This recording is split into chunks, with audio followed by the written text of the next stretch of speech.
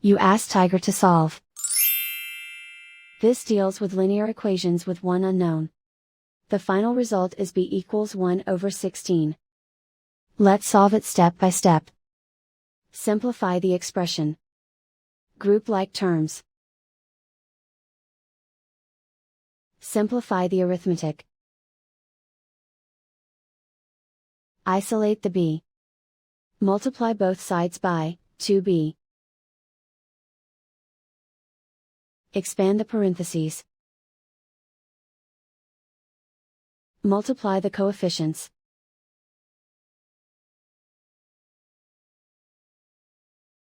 Simplify the arithmetic.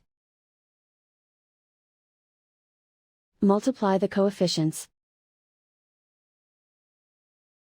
Group all b terms on the left side of the equation. Subtract 12b from both sides. Group like terms. Simplify the arithmetic.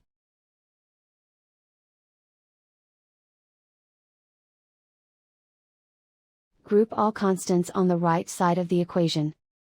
Subtract 1 from both sides. Simplify the arithmetic.